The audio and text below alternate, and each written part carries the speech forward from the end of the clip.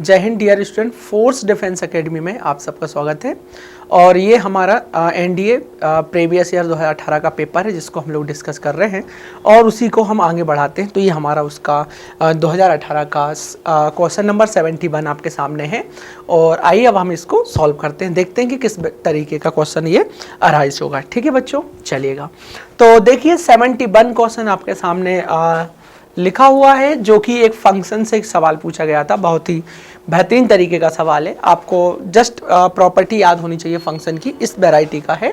देखिएगा लिखा है कि which one of the following is correct, which one of the following is correct in respect to the function F.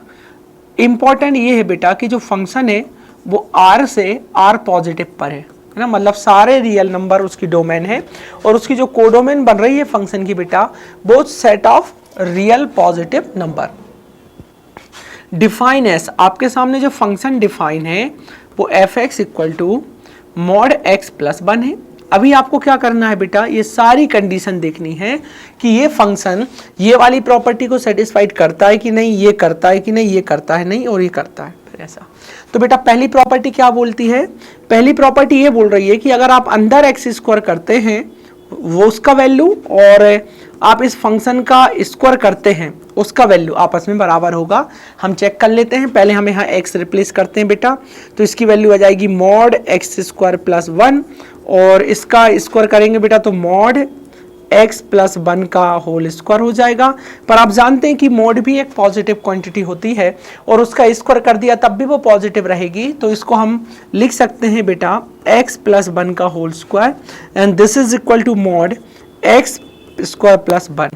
अब ये दोनों आपस में इक्वल होंगी नहीं क्योंकि बेटा इसमें एक टर्म आज ज़्यादा आ जाएगी, तो ये दोनों कभी आपस में इक्वल होंगे ही नहीं, तो हमारा पहला ऑप्शन तो गलत हो गया बेटा। दूसरे ऑप्शन पे चलते हैं जो लिख रहा है मॉड एक्स और इक्वल टू, ठीक है, मॉड एक्स इक्वल टू, और ये कलर थोड़ा सा ये हो जाएगा हमारा मॉड रेड ही सही है बेटा, मॉड एफ एक्स। इस तरीके से इस वाली प्रॉपर्टी को देखना, ये मॉड एक्स का मतलब होता है बेटा अंदर वाले पॉइंट में चेंज करना है, तो ये मॉड ऑफ एक्स हो जाएगा प्लस 1 हो जाएगा उसका मॉड और ये हो जाएगा बेटा मॉड एक्स प्लस 1 का फिर से मॉड। तो मॉड का मॉड तो क्या होता है बेटा, मॉड ही होता है ऐसा। पर बेटा यहाँ क्या है, ये मॉड ऑफ एक्स प्लस 1 हो जाएगा जो कि फिर से इक्वल नहीं है ना, ये फिर से इक्वल नहीं है, तो ये सेकंड वाली कंडीशन में बेटा क्या हो जाएगी, रॉन्ग हो जाएगी। अच्छा फिर क्या बोल रहा है ये कि आपको x प्लस वाई लेना है, तो आप यहाँ पर x प्लस वाई पुट करिएगा, x प्लस वाई हो जाएगा, ये हो जाएगा मॉड हाँ mod x plus Y plus 1 ऐसा हो जाएगा बेटा। ये इसका मतलब ही होगा क्योंकि x की जगह x प्लस वाई रखोगे। फिर आप एफ एक्स लिखिए बेटा, एफ एक्स कितना है हमारा मॉड एक्स प्लस 1।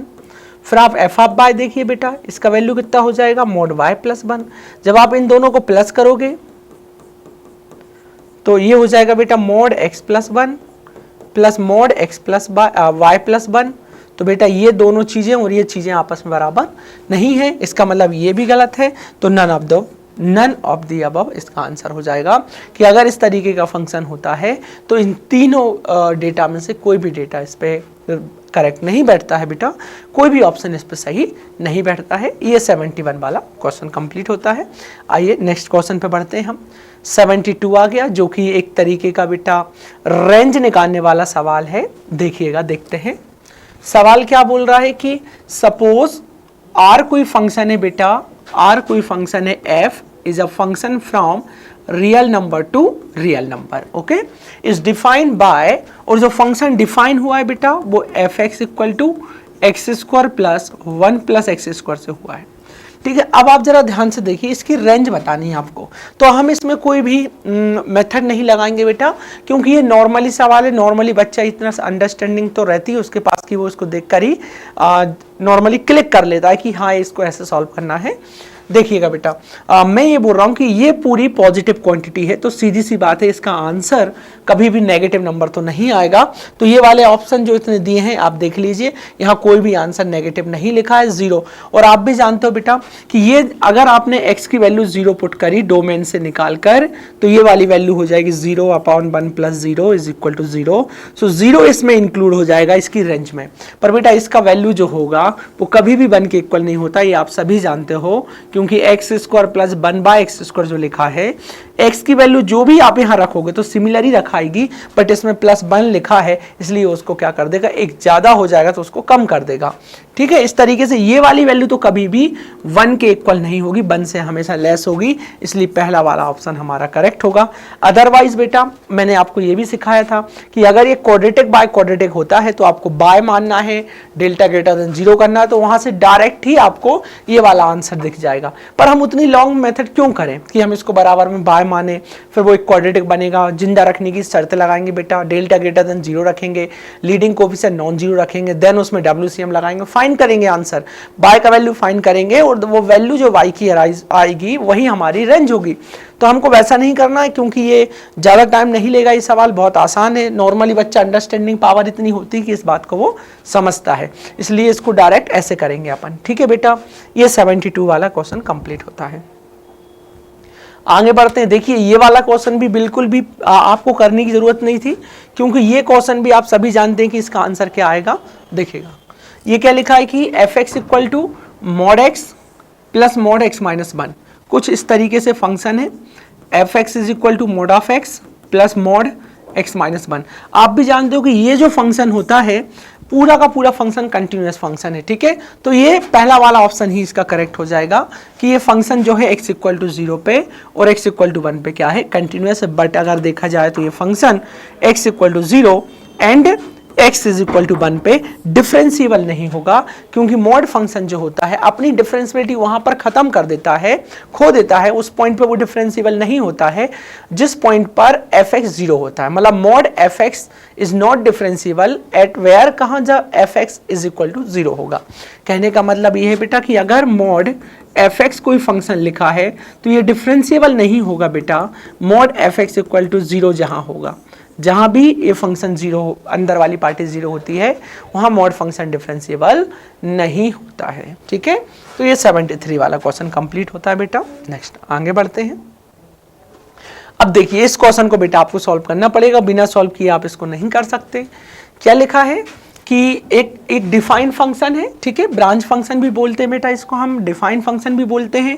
और ये जो x = 0 लिखा होता है ये x = अल्फा या a के बराबर होता है, और a का वैल्यू बेटा कितना है, 0। सो आपको 0 पे इस फंक्शन की डिफरेंशिएबिलिटी चेक करनी, मतलब आपको फंक्शन का डेरिवेटिव बताना है f'0। कहाँ पर बेटा, 0 पर।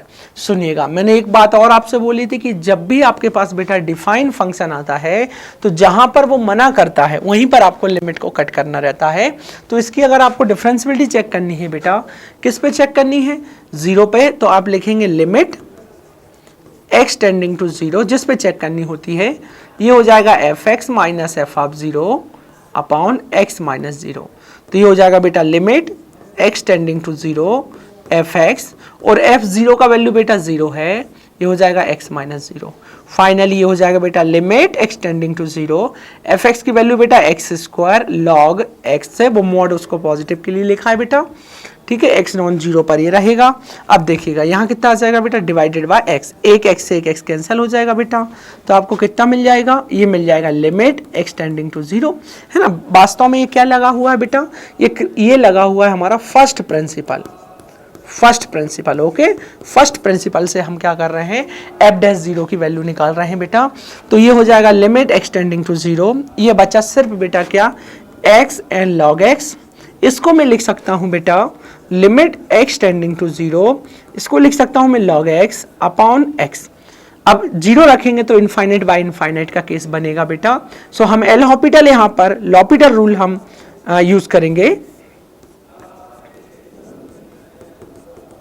लॉपिटल रूल आप यहां लगाएंगे बेटा, तो ये हो जाएगा limit x tending to 0, log x का डेरिवेटिव 1/x होता है बेटा, और इसका डेरिवेटिव -1/x², फाइनली ये कितना हो जाएगा आगे आपका, ये हो जाएगा लिमिट x टेंडिंग टू 0, ये हो जाएगा 1/x, ये पलट के ऊपर जाएगा बेटा माइनस एक्स स्क्वायर, एक x कैंसिल हो जाएगा, ये लिमिट x टेंडिंग टू 0 होगा, ये माइनस एक्स बचेगा, देन लिमिट पुट करेंगे बेटा तो 0 आ जाएगा, तो इसकी लिमिट कितनी आ जाएगी बेटा 0 आ जाएगी। तो f डैश 0 कितना हो जाएगा, f डैश 0 0 हो जाएगा, तो इसका आंसर हो गया बेटा फर्स्ट वाला। ठीक है, सो f डैश 0 का वैल्यू हमको कितना मिला बेटा, f डैश 0 इज 0, ये जो हमको फाइंड करना था।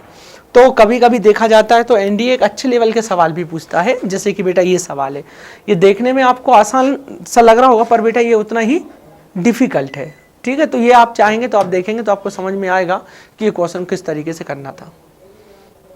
ठीक है बेटा, चलिएगा आगे बढ़ता हूं।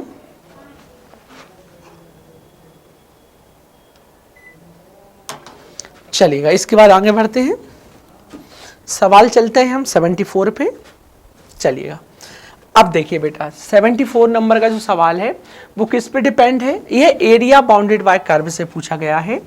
आपको इसको थोड़ा सा केयरफुली सॉल्व करना पड़ेगा, ये इसमें टाइम भी लगेगा और आपको एक रफली ग्राफ बनाते आना चाहिए बेटा। अगर आप रफली ग्राफ बना लेते हैं तो इसको आप आराम से डील कर पाएंगे। देखिए क्या लिखा कि what is the area of the region bounded by the parabolas. एक पैराबोला क्या लिखा है बेटा, y² is equal to 6x minus 1, and second parabola कितना लिखा है बेटा, y² is equal to 3x।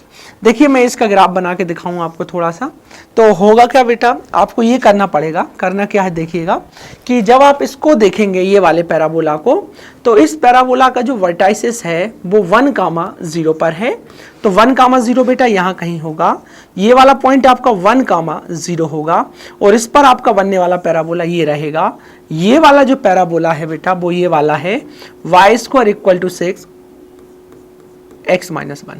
Okay बच्चे, और उसके बाद में क्या है, एक अगला पैराबोला कौन सा है, ये वाला y² इक्वल टू 3x, तो इसका वर्टेक्स क्या 0 0 है बेटा, तो ये कैसा बनेगा, ये कुछ इस तरीके से बनेगा, इस तरीके से पैराबोला बनेंगे।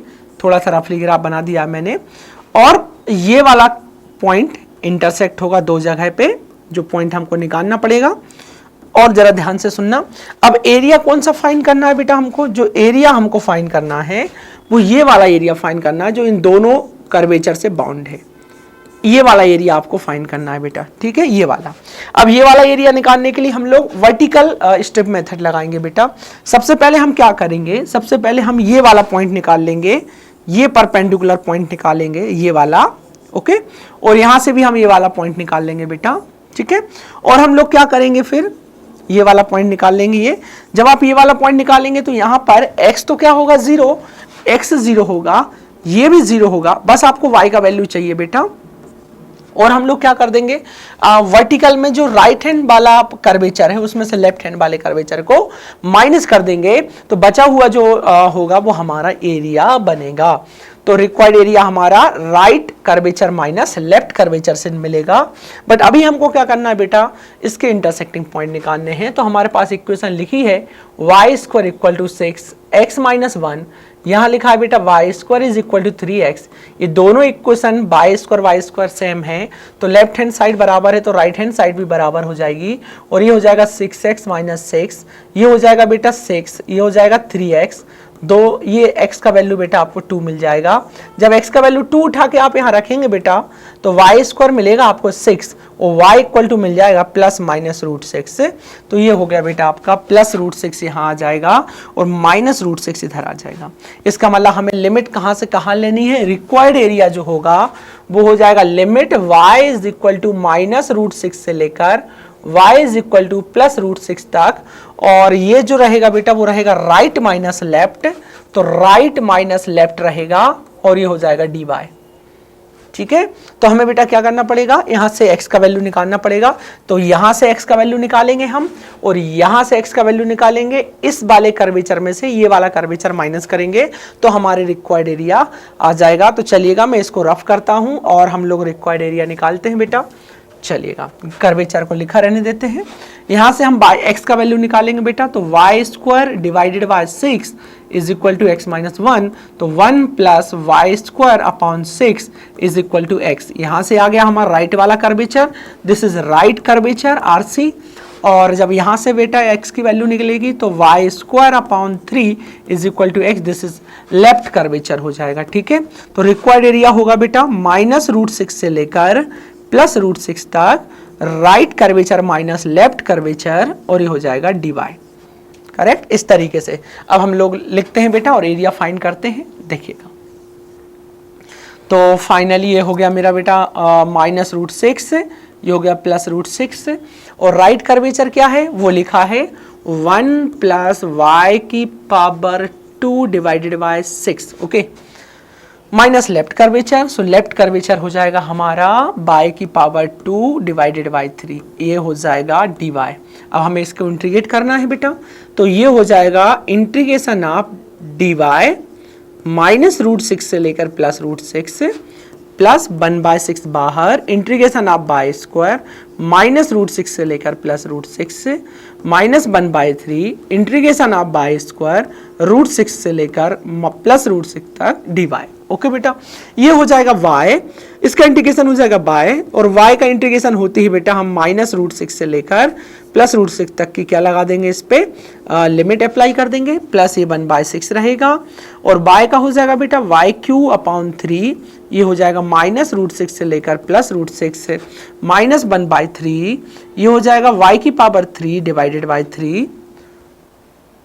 ओके, चाहते तो अपन इसको सॉल्व भी कर लेते और आसान हो जाता, पर ठीक है देखते हैं अब। और 3 ये हो जाएगा बेटा -√6 से लेकर +√6 तक। ठीक है, चलिएगा इसको सॉल्व कर लेते हैं। तो ये आ जाएगा √6 और +√6, ये आएगा बेटा, ये हो जाएगा 1/6, तो 1/18 हो जाएगा ऐसा, और √6 आएगा, तो ये हो जाएगा √6 मतलब 6 की पावर 3/2 हो जाएगा बेटा, और माइनस जब आप यहाँ करेंगे तो ऑड पावर है बेटा, तो √6 को माइनस में ही आएगा, तो माइनस माइनस प्लस हो जाएगा, और ये हो जाएगा 6 की पावर 3/2, और ये हो जाएगा -3×9, और ये हो जाएगा बेटा बाई 3, ये सेम है ना, तो ये हो जाएगा 6 की पावर 3/2 प्लस 6 की पावर 3/2। चलिएगा, ये हो जाएगा 2√6। अच्छा, इसका एलसीएम आप ले लेते हैं, उसमें क्या है 18 पूरा कटेगा, 6 की पावर 3/2 प्लस 6 की पावर 3/2, 9 होगा बेटा, 9 दूनी 2 से, तो 2 का मल्टीप्लाई करूंगा 2, 6 की पावर 3/2 माइनस 2, 6 की पावर 3/2। थोड़ा कैलकुलेशन हो सकता है, आप देख लीजिएगा इसको। ये हो जाएगा 18, और यहाँ से माइनस हुआ तो बेटा ये माइनस लिख देता हूँ मैं, ये माइनस, और ये कैंसल आउट होगा, तो 6 3/2 प्लस 6 3/2, 6 3/2 है ना, तो 2 हो जाएगा ये दोनों, तो 2 6 3/2 डिवाइडेड बाय 6 3/2 6, और ये हो जाएगा 18, 2 एकम 2, 2 नाम 18, 9 दूनी 18, और √6 माइनस 6 की पावर 3/2 अपॉन 9। ठीक है, और इसको लिखा जा सकता है बेटा 18 √6 माइनस, ये हो जाएगा √6 इंटू 6 की पावर 3, यही होगा, नहीं 3√3 लिखा है, तो इंटू 6 क्या लिखा जा सकता है बेटा, इंटू 6, ये तो दिक्कत हो रहा है। 18 √6 माइनस √6 इंटू 6, तो ये 1/2 प्लस 1 3/2 हो जाएगा, डिवाइडेड बाय कितना हो जाएगा 9। 6 कॉमन ले लो और काट दो, तो ये 18 में से 6 गया, 12 बचेगा, 12√6 दिखेगा, 12√6 दिखेगा डिवाइडेड बाय 18, 2 क्या 12, 2 नाम 18, 2 3 6, और नहीं 3 दूनी 6, 3 3 9, तो 2√6 अपॉन 3, 2√6 अपॉन 3, ये वाला ऑप्शन हो जाएगा बेटा। ठीक है, इस तरीके से आपको इस क्वेश्चन को डील करना था। चलिए आगे बढ़ते हैं।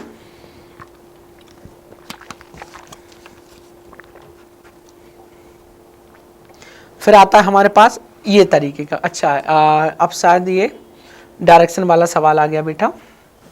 समझिए कि 3 sides of a trapezium are each equal to 6 centimeter. Let alpha belong to 0 से pi by 2 be the angle between the pair of adjacent sides. So if the area of the trapezium is the maximum possible, then what is alpha is equal to? एक trapezium है बेटा, तो हमने ये trapezium बना लिया है एक, ठीक है, जैसा उसने बोला हमने एक ट्रेपेजियम बना दिया है। इसको नाम दे दो A B C D। अब ये ट्रेपेजियम हो गया है, उसकी हर एक साइड कितनी बेटा 6 सेंटीमीटर 6 सेंटीमीटर 6 सेंटीमीटर। यहाँ से हम ऐसा परपेंडिकुलर डाल लेते हैं बेटा, तो ये वाली साइड भी कितनी हो जाएगी 6 सेंटीमीटर हो जाएगी। इसको x मान लीजिए आप, इसको x मान लीजिए, करेक्ट। ये एंगल अल्फा हो गया, ये एंगल अल्फा निकालना है अपन को, ठीक है। अच्छा अल्फा कब निकालना है बेटा? अल्फा तब निकालना है जब इसका एरिया कैसा हो जाए, मैक्सिमम हो जाए। तो ट्रेपेजियम का एरिया क्या होता है? एरिया 1/2 ये होता है a plus B into H. और बेटा अगर ये 90 डिग्री परपेंडिकुलर डाला है तो इसका h ये होगा, और h निकालने का फार्मूला हो जाएगा मेरे पास डायरेक्टली पाइथागोरस से निकल जाएगा। ये हो जाएगा 36, देखो हाइपोटेनियस ये है तो 36 एक्स स्क्वायर, तो ये हो जाएगा 36 माइनस एक्स स्क्वायर। ये हमारा हाइट हो गया, और ए का वैल्यू 6 है बेटा, और बी का वैल्यू जो है ना 6 + 2x है। तो फाइनली जो मेरा एरिया होगा इस ट्रेपेजियम का वो हो जाएगा 1/2, इधर आ जाएगा 6x + 6, देखो ये 6 हो जाएगा और 6x + 2x हो जाएगा, तो 6 + 2x हो जाएगा इंटू ये हो जाएगा बेटा height 36 minus X square. Finally ये कैंसिल होगा बेटा, एरिया मिल जाएगा मुझे 2 6 + x मतलब 6 + x square root 36 minus X square. ये इक्वेशन 1 हो गया। अब सवाल ये बोलता है कि इसका एरिया मैक्सिमम होना चाहिए, तो फॉर मैक्सिमम और मिनिमम के लिए हम बहुत पहले से करते आए हैं। फॉर मैक्सिमा या मिनिमा के लिए हम लोग क्या करते हैं बच्चों, dA/dx को किसके इक्वल कर देते हैं 0, सेकंड डेरिवेटिव टेस्ट लगाते हैं। तो जब आप इसका डेरिवेटिव करेंगे ये प्रोसेस प्रोडक्ट रूल लगेगा, इसमें नॉर्मल है आप लोग कर सकते हैं इसको। जब आप इसको डिफ्रेंशिएट करेंगे किसके रिस्पेक्ट में बेटा, x के रिस्पेक्ट में डिफ्रेंशिएट करेंगे, तो ये कितना हो जाएगा, ये हो जाएगा डिफ्रेंशिएट होने के बाद और उसको 0 के इक्वल पुट करोगे तो एक इक्वेशन निकल के आएगी x² + 3x - 18 वाली। इस तरीके की एक इक्वेशन निकल के आएगी बेटा जब आप इसका फर्स्ट डेरिवेटिव इक्वेट करोगे 0 के।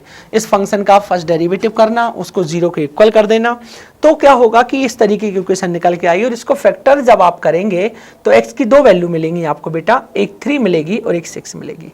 और जब आप इसका सेकंड डेरिवेटिव करेंगे d2a/dx2, क्योंकि बेटा ये सेकंड डेरिवेटिव टेस्ट है जो कि सब बच्चों को आता है, इसलिए मैंने इसको स्किप किया है थोड़ा सा। सो d2a/dx2 जब भी आप देखेंगे तो ये लेस आएगा बेटा, है ना, किस पे, 0 से छोटा आएगा एट किस पे बेटा, x = 3 पे, और x = 6, x = -6 पे ये ग्रेटर देन 0 आएगा। सो जब ग्रेटर देन 0 आता है सेकंड डेरिवेटिव तो उसको हम क्या बोलते हैं, मिनिमा। और जब हमारा सेकंड डेरिवेटिव लेस देन 0 आता है तो उसको हम बोलते हैं मैक्सिमा। हमें कौन सा एरिया चाहिए बेटा, मैक्सिमम वाला एरिया चाहिए, इसलिए हमारा कौन सा पॉइंट चलेगा, 3 पॉइंट चलेगा। तो फाइनली इतने पूरे से ये डिसाइड हो गया हमारा कि इसका जो मैक्सिमम एरिया होगा वो कब होगा बेटा, सो एरिया इज मैक्सिमम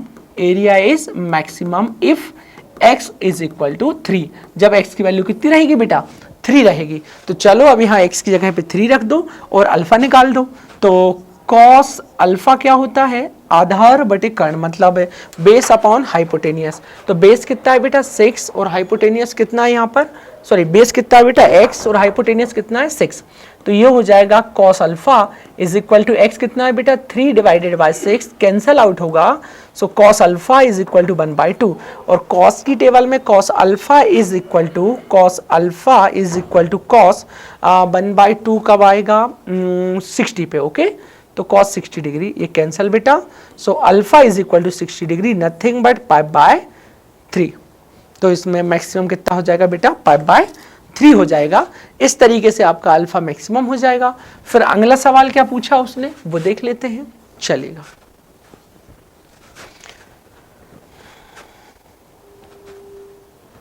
इसी में उसने दूसरा सवाल पूछा कि the area of the trapezium is maximum what is the length of the fourth side, fourth side की लेंथ चाहिए बेटा। तो फोर्थ साइड हमारी कौन सी थी, ये थी x प्लस 6 प्लस एक्स, ये थी बेटा। तो ये हो जाएगी 3 प्लस 6 प्लस 3, तो 12। ये ऑप्शन कंप्लीट हो जाएगा। ठीक है, चलिएगा आगे बढ़ते हैं।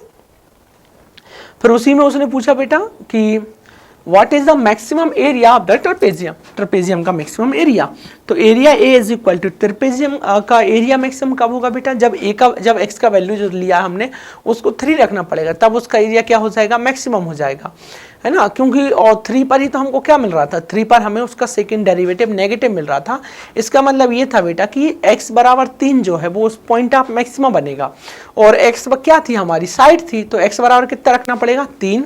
तो एरिया कितना था बेटा हमारा, 6 प्लस एक्स था, और यहाँ लिखा था 36 माइनस एक्स स्क्वायर। आप x इक्वल टू 3 जब यहाँ पुट करेंगे तो ये हो जाएगा 9, और ये हो जाएगा 36 माइनस 3, तो ये कितना हो जाएगा 9, ये 9 हो जाएगा, 36 में 6 जाएगा बेटा तो 30 बचेगा, और 3 जाएगा तो 27 मिलेगा। और 27 को आप लिख सकते हो 9 3 इंटू 3 इंटू 3, तो 3 बाहर आ जाएगा, ये 27 हो जाएगा √3 सेंटीमीटर स्क्वायर। 27 √3, तो सी वाला ऑप्शन करेक्ट हो जाएगा। इस तरीके से बेटा कहा जा सकता है कि इस तरीके का क्वेश्चन थोड़ा लेंथी भी था, पर क्या ना 3 सवाल थे उसमें, तो अगर आप उसको पहले भी पार्ट को कर सकते हैं और आपने उसको पूरा कैलकुलेट कर लिया तो एक साथ आपके 3 सवाल करेक्ट हो जाते बेटा, इसलिए थोड़ा सा टाइम लगा इस सवालों में। चलेगा आगे बढ़ते हैं हम, और हम पहुंचते हैं हमारे नेक्स्ट क्वेश्चन पे, जो कि एक इंटीग्रेशन का सवाल है। और इस सवाल में बेटा कुछ खास नहीं है, अगर बच्चे को ये वाला फार्मूला याद होता है कि e की पावर ax साइन bx का इंटीग्रेशन, जो या तो आप देखो, या तो आप प्रोडक्ट रूल लगा लीजिए, अदरवाइज बच्चा ये फार्मूला याद रखता है e की power ax upon a square plus b square, और इधर होता है बेटा a साइन bx और प्लस b कॉस bx। इस तरीके से एक फार्मूला होता है। तो आइए बच्चों ये वाला फार्मूला हम यहाँ लगा देते हैं।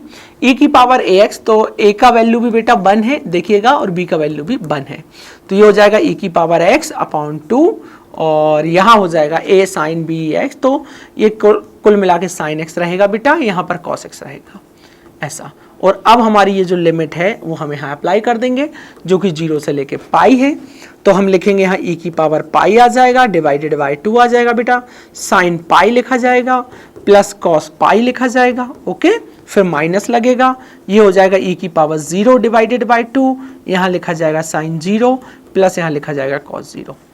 अब जब आप सॉल्व करेंगे बेटा तो साइन पाई जो होता है 0 होता है, पर कॉस पाई -1 होता है, तो माइनस e की पावर ये हो जाएगा आपका पाई अपॉन 2, और बेटा ये साइन 0 0 होता है, कॉस 0 1 होता है, और e की पावर 0 भी कितना होता है, e की पावर 0 भी 1 होता है ना, तो ये हो जाएगा हमारा -1/2, ओके। अब हमारा क्या हो जाएगा ये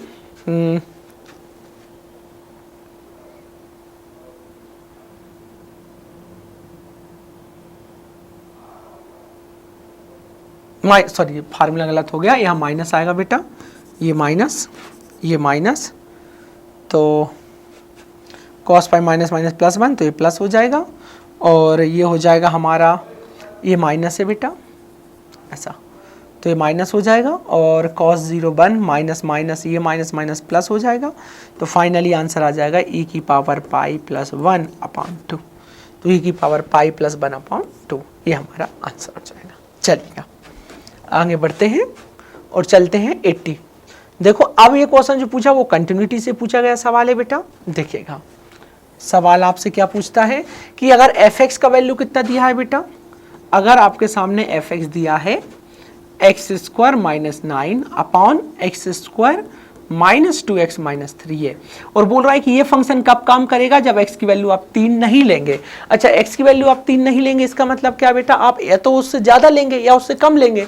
अरे x अगर 3 नहीं है, it means x is greater than 3, but and less than 3 है तो ग्रेटर है या लेस है, और जब ग्रेटर होगा तो आप राइट हैंड लिमिट पे पहुंचेंगे बेटा, और जब लेस देन होगा तो आप लेफ्ट हैंड लिमिट पे पहुंचेंगे। इसका मतलब ये सिर्फ और सिर्फ लेफ्ट हैंड और राइट हैंड लिमिट का सवाल था। और x बराबर 3 पे कंटिन्यूअस है एट x इक्वल टू 3 पे, और वो बोल रहा है कि 3 पे ये जो फंक्शन है वो कंटिन्यूअस है, मतलब 3 पर मिलने वाली वैल्यू और 3 के लेफ्ट में मिलने वाली वैल्यू, 3 के राइट में मिलने वाली वैल्यू, तीनों वैल्यू आपस में बराबर है, इसलिए गिवन फंक्शन जो है वो कंटिन्यूअस है बेटा। तो हमें सिर्फ इस पे 3 पे हम इसकी लिमिट निकालनी है, तो लिमिट x टेंडिंग टू 3 वही हमारा बेटा आंसर होगा, और ये हो जाएगा लिमिट ये हो जाएगा बेटा X square minus 9 upon X square minus 2x minus 3। ठीक है, अभी limit X tending to 3 X square minus 9, और ये हो जाएगा x square minus 2x minus 3। तो अब क्या हो जाएगा, इसको जब अपन सॉल्व करेंगे तो देखो 0/0 का केस बनेगा, इसलिए हम लॉपिटा रूल यहाँ अप्लाई करेंगे, और लिमिट एक्सटेंडिंग टू 3 होगा। ऊपर वाली पार्टी का डेरिवेटिव करिएगा बेटा, तो 2x माइनस 0 हो जाएगा, इसका डेरिवेटिव भी 2x माइनस 2 हो जाएगा, तो ये हो जाएगा बेटा लिमिट एक्सटेंडिंग टू 3, ये हो जाएगा आपका 2x upon 2x minus 2। Correct. अब आप देखिए 2 लेके कॉमन आप कैंसिल कर सकते हैं, तो आप कैंसिल कर दीजिए, ये लिमिट एक्सटेंडिंग टू 3 मिलेगा बेटा, इधर x रहेगा और यहाँ x माइनस 1 रहेगा। अभी जब आप 3 यहाँ पुट करेंगे तो 3 अपॉन 3 माइनस 1, 3 अपॉन 2, तो ये 3 अपॉन 2 इसका आंसर हो जाएगा, और 3 अपॉन 2 का मतलब होता है 1.5, तो answer will be B correct. तो इस तरीके से आपको क्वेश्चन करना था, बहुत ही आसान सवाल था, अगर आप करते तो आराम से इसको कर सकते थे। अब 81 पे चलते हैं, इसमें भी देखिएगा बेटा ये प्रोडक्ट, अब कभी कभी बहुत आसान से क्वेश्चन एनडीए पूछ लेता है, जैसे इंटीग्रेशन के अब 2 क्वेश्चन उसने पूछे, दोनों ही बड़े आसान थे। ये क्या लिखा है बेटा, 0 से लेके e लिखा है, यहाँ लिखा है x, ln का मतलब होता है बेटा लॉग जिसका बेस e होता है, इसमें प्रोडक्ट रूल लगेगा, आप प्रोडक्ट रूल लगाइए, ये हो जाएगा फर्स्ट फंक्शन और integration of second, so integration of second, और सेकेंड का इंटीग्रेशन 0 से लेके e minus differentiation of first, so differentiation of first में बेटा log x लगेगा, इंटीग्रेशन ऑफ सेकेंड, तो ये का होल इंटीग्रेशन इस तरीके से। ठीक है, तो ये कितना हो जाएगा, ये log x तो log x ही रहेगा बेटा, x का हो जाएगा आपका एक्स स्क्वायर अपॉन 2, और ये लग जाएगी हमारा 0 से लेकर e माइनस log x का डेरिवेटिव 1/x होता है एक्स स्क्वायर। ठीक है, तो ये कितना हो जाएगा बेटा, ये हो जाएगा 1/x, और इसका जो इंटीग्रेशन होता है वो होता है एक्स स्क्वायर अपॉन 2 dx, ये 0 से लेके e चलेगा बेटा, अच्छा 0 से नहीं 1 से है, सॉरी 1 से है, नहीं तो अभी गलत हो जाता है, ये 1 से चलेगा बेटा, एक x कैंसिल हो जाएगा, यहाँ हो जाएगा आपका log x into x square upon 2, और ये चलेगा 1 से लेके e माइनस, यहाँ हो जाएगा बेटा 1/2 बाहर रहेगा, और तो 1/4 हो जाएगा, मतलब एक्स स्क्वायर अपॉन 4 हो जाएगा 1 से लेके e। अब हमें लिमिट पुट करनी है, जब हम अपन लिमिट यहाँ पुट करेंगे बेटा तो ये कितना हो जाएगा, अब जब हम यहाँ e लिखा रहता है, जब e पुट करेंगे e 1 हो जाएगा, तो ये हो जाएगा e स्क्वायर अपॉन 2। ठीक है, और 1 पुट करूंगा बेटा तो 0 हो जाएगा, यहाँ पर ये माइनस रहेगा, यहाँ पर मैं सबसे पहले e पुट करूंगा तो e स्क्वायर अपॉन 4 आएगा, और ये पुट करूंगा तो माइनस 1/4 आएगा, फाइनली ये हो जाएगा e square upon 2 minus e square upon 4 plus 1/4। ठीक है, अब एलसीएम ले लेते हैं, तो ये हो जाएगा 4, ये हो जाएगा 2e square minus e square plus 1, ये हो जाएगा e स्क्वायर प्लस 1 अपॉन 4, तो e स्क्वायर प्लस 1 अपॉन 4 ये वाला ऑप्शन आपका करेक्ट हो गया। चलिएगा आगे बढ़ते हैं, अब आ जाता है ग्रेटेस्ट इंटीजर फंक्शन का एक सवाल उसने पूछा, तो ग्रेटेस्ट इंटीजर फंक्शन का सिर्फ आपको इंटीग्रेट करना था बेटा, तो देखिएगा लिखा क्या है, ये लिखा है 0 से लेकर √2, और ये लिखा एक्स स्क्वायर dx।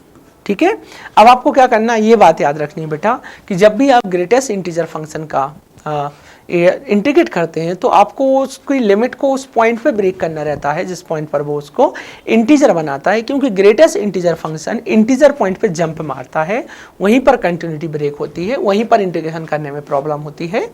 तो आइए बेटा इसको लिखते हैं, हम 0 से लेके 1 लिखेंगे, क्योंकि 0 और √2 के बीच में 1 एक इंटीजर आएगा, और ये हो जाएगा greatest integer function x square dx, और फिर लिख देंगे प्लस 1 से लेके बेटा हम √2 पे चल जाएंगे, और greatest integer function x square D x लिख देंगे।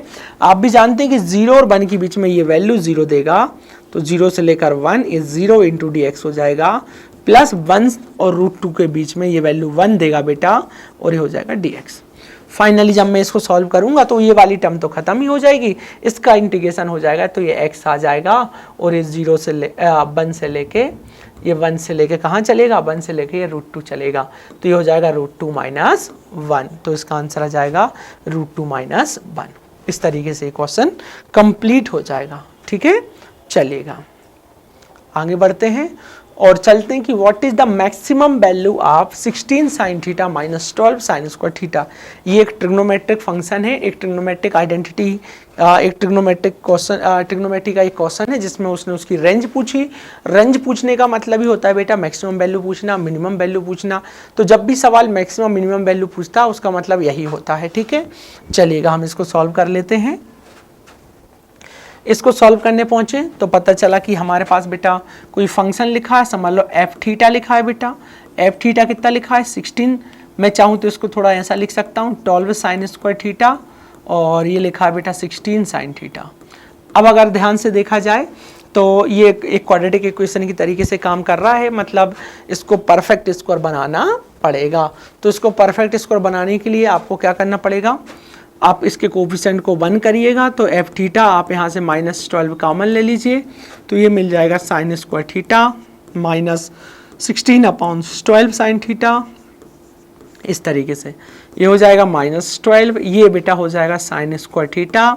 इसको कैंसिल कर दीजिए थोड़ा सा, तो -4/3 मिलेगा, ये हो जाएगा sin थीटा। सिमिलरली ये हो जाएगा -12, ये हो जाएगा sin square theta -4/3 sin theta. इसका हाफ करके उसका स्क्वायरिंग करके ऐड करना है और प्लस करना है, तो ये हो माइनस करना, तो ये 4/9 और 4/9 इस तरीके से हो जाएगा। फाइनली ये मिलेगा हमको -12, ये हो जाएगा sin स्क्वायर थीटा। अच्छा ये देखिएगा, ये पूरा बन जाएगा बेटा sin थीटा -2/3 का होल स्क्वायर, और ये बचेगा -4/9। अब आप इसमें -12 से मल्टीप्लाई कर दीजिए, तो F theta is equal to मिल जाएगा -12, ये हो जाएगा sin थीटा -2/3 का होल स्क्वायर प्लस ये कटेगा तो 16/3 हो जाएगा, ये 16/3 हो जाएगा ऐसे। अब अगर ये F theta is equal to ये बन गया है, तो देखिए इसको अगर आपको मैक्सिमम करना पड़ेगा, तो ये मैक्सिमम वैल्यू चाहिए तो हमको ये वाली वैल्यू को ख़त्म करना पड़ेगा, क्योंकि ये नेगेटिव है जो कि माइनस होगी तो इसको कम कर देगी, इसलिए इसको क्या होना पड़ेगा 0 होना पड़ेगा। तो जब ये 0 हो जाएगा तो मैक्सिमम वैल्यू कितनी मिलेगी बेटा 16/3, इससे ज़्यादा फंक्शन की वैल्यू नहीं होगी, तो ऑप्शन क्या हो जाएगा 16/3 हो जाएगा। ठीक है, चलिएगा, बहुत आसान सवाल था, आगे बढ़ते हैं। अब चलते हम कहाँ पर, इस वाले सवाल पे। देखो ये भी बेटा बहुत ही अच्छा सवाल है, ये भी मतलब रेंज के 2 सवाल पूछे गए हैं। अगर आपको ट्रिगो सॉल्व करते आती है तो आप गारंटी है इस बात की कि आप आराम से ये कर सकते हैं। चलिएगा देखिएगा क्या लिखा है बेटा, एक फंक्शन लिखा हुआ है जो कि रियल नंबर से किसी एस पे डिफाइन है, और जो एफ एक्स डिफाइन है बेटा, तो एफ एक्स इक्वल टू क्या है 4 sin x है -3 cos x है, और ये कितना लिखा है बेटा 1 लिखा है। ठीक है, तो आपके पास जो एफ एक्स लिखा है वो लिखा है 4 sin x -3 cos x plus 1 लिखा है। अब आपको अगर याद हो बेटा तो मैंने लिखवाया था कि अगर कोई function a sin x plus minus b cos x form का होता है, तो इसकी मैक्सिमम वैल्यू जो होती है वो √a² प्लस b² होती है, और इसकी मिनिमम वैल्यू जो होती है वो इसी की नेगेटिव -√a² प्लस b² होती है। करेक्ट, तो इस तरीके से अगर देखा जाए ध्यान से, तो इस पूरे की जो आप वैल्यू निकालोगे, आप इसको p मान लीजिए, तो जो p लिखा हुआ है बेटा वो लिखा है 4 sin x -3 cos x। अब इसका मैक्सिमम अगर आप निकालेंगे p का, तो वो हो जाएगा 16 + 9 दिस इज 5, क्योंकि 25 होगा ये 5 हो जाएगा, और p का जो मैक्सिमम मिनिमम आएगा बेटा वो आ जाएगा √16 + 9 मतलब -5। हमें कौन सी वैल्यू चाहिए बेटा, उसने बोला है कि देन व्हाट इज, अच्छा दोनों चाहिए है ना, ये हो गया।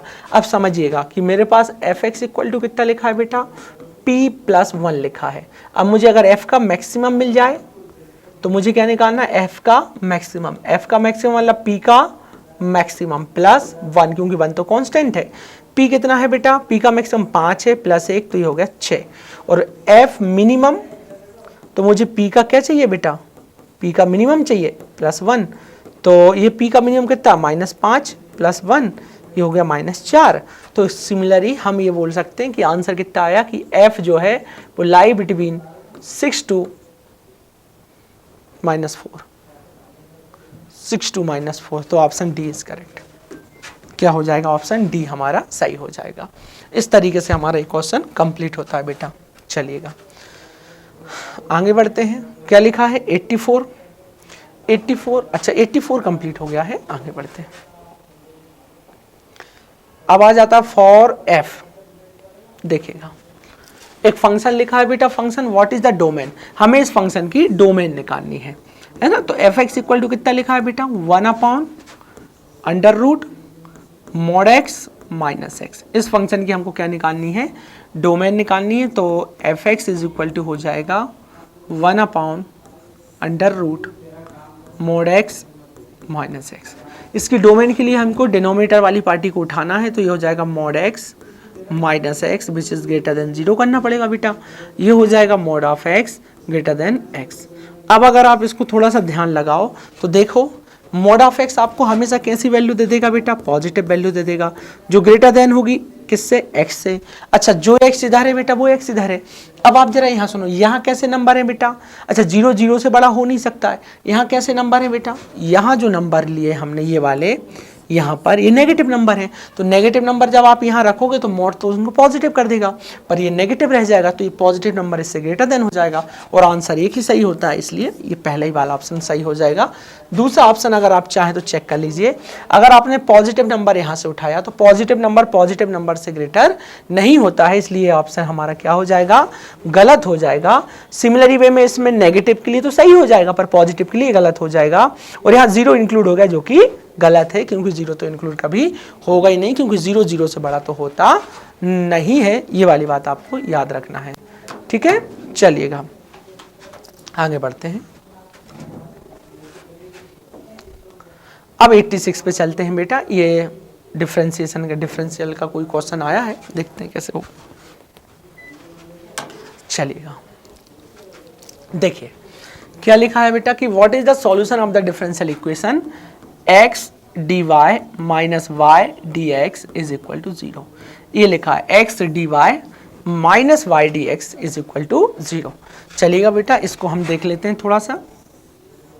इसको अगर मैं लिख दूं x dy is equal to y dx, ऐसा लिख ही सकते हैं हम। सेपरेबल मेथड लगाएंगे हम यहाँ पर, और ये हो जाएगा x अपॉन dx, ये हो जाएगा बेटा y अपॉन dy। दोनों का रेसिप्रोकल करिएगा तो dx अपॉन x मिलेगा और dy अपॉन y मिलेगा। इंटीग्रेट बोथ साइड, तो ये कितना हो जाएगा बेटा 1, ये हो जाएगा log of x, log of x हो जाएगा, ये log ऑफ y हो जाएगा, प्लस यहाँ लिख दो आप log ऑफ c, ठीक है। तो y का वैल्यू निकालना है, चलो देखते हैं क्या होता है। तो ये कितना हो जाएगा, चलिएगा ये हो जाएगा log ऑफ x, ये हो जाएगा log yc, log से log कैंसिल, तो x इक्वल टू मिल जाएगा yc। x बराबर कुछ दिया है क्या, बिल्कुल नहीं दिया है। x बराबर yc नहीं दिया है, इसका मतलब आपको y का वैल्यू फाइंड करना होगा। तो ये क्या बन जाएगा आपका, देखिए y इज इक्वल टू हो जाएगा c बाय x, ठीक है।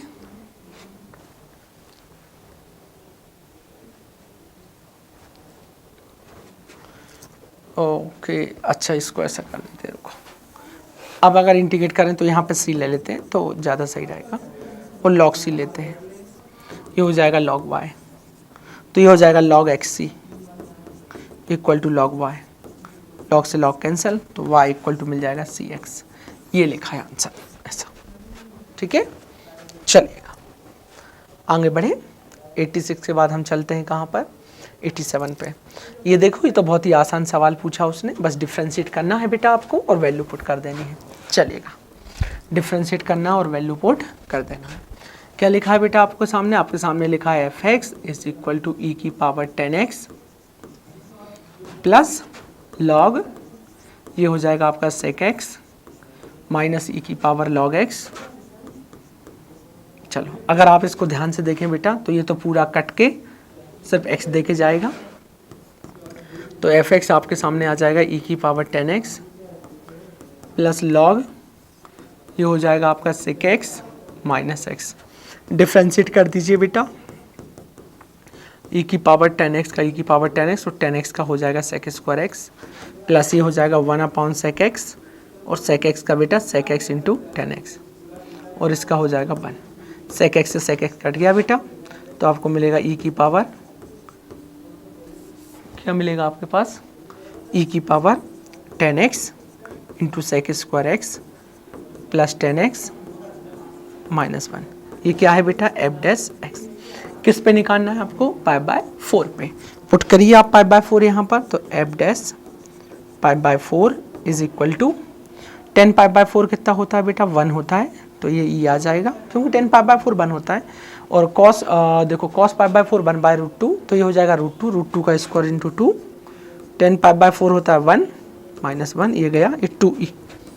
इस तरीके से हमारा आंसर सॉल्व होता है। ठीक है, चलेगा नेक्स्ट बढ़ते हैं, 88 पे चलते हैं। ये तो थ्योरेटिकल वाला सवाल है बेटा कि which one of the following differential equations has periodic solution.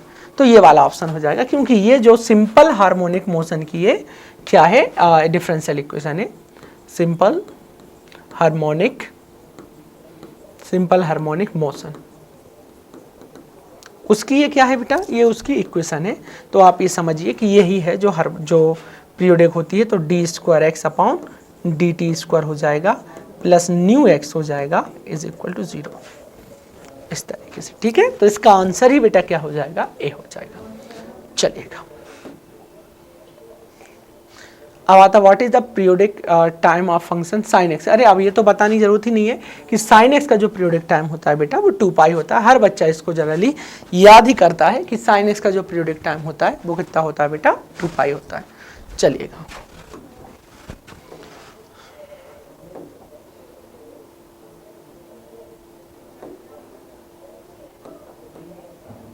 Nineteen पे चलते हैं ना। 19 में क्या बेटा, आपको इंटीग्रेशन करना है इसका।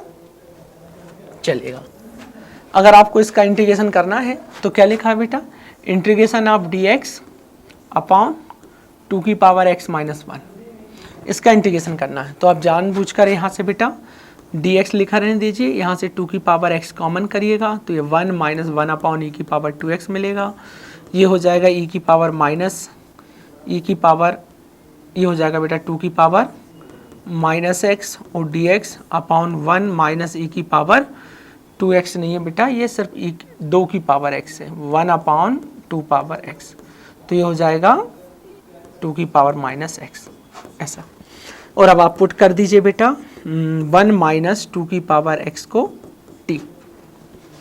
ठीक है, या मैं आपसे ये बोलूं कि आप तो आंसर ही, हाँ चलो कर दीजिए, तो पुट कर दीजिए बेटा 1 माइनस 2 की पावर माइनस एक्स को t, इसका डिफ्रेंसिएशन 0, इसका हो जाएगा माइनस 2x log 2 और ये प्लस हो जाएगा इज इक्वल टू dt, और ये आ जाएगा dx।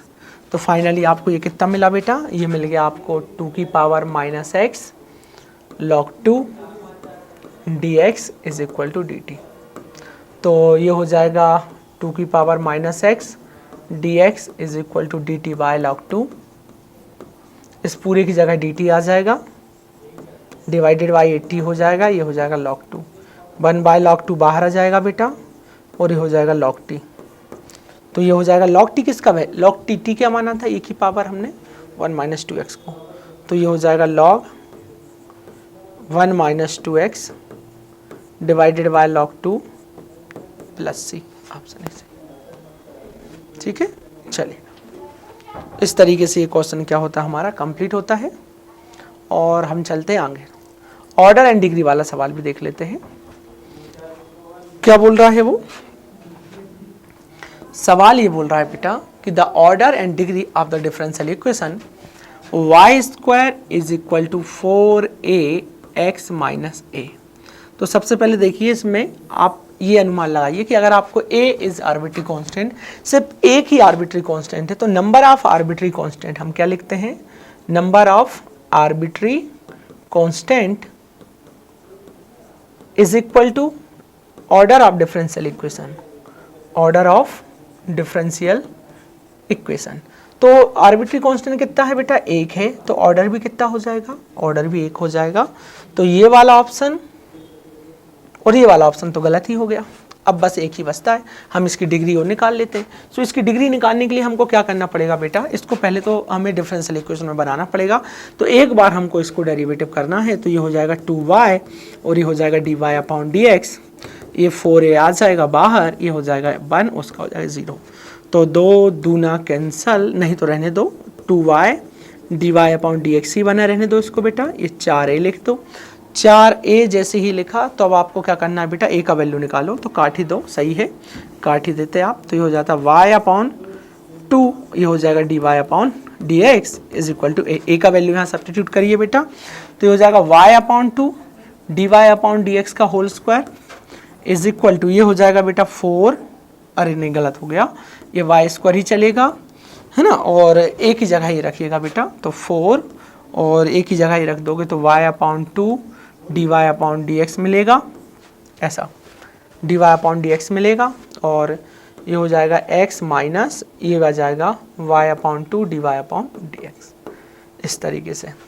और जब बेटा आप इसको मल्टीप्लाई करोगे इससे तो ये रह जाएगा और dy अपॉन dx का मल्टीप्लाई इससे हो जाएगा, तो कुल मिला के क्या हो जाएगा, और डिग्री 2 हो जाएगी, तो ऑप्शन ए वाला करेक्ट हो जाएगा। चलिएगा, आज के लिए इतना बहुत है बेटा, हमने क्वेश्चन 91 तक पहुंच गए हैं। अगली क्लास में हम इसको कंप्लीट कर लेंगे और फिर हम 2021 का पेपर डिस्कस करेंगे, ठीक है। सो जय Hind student, thank you so much.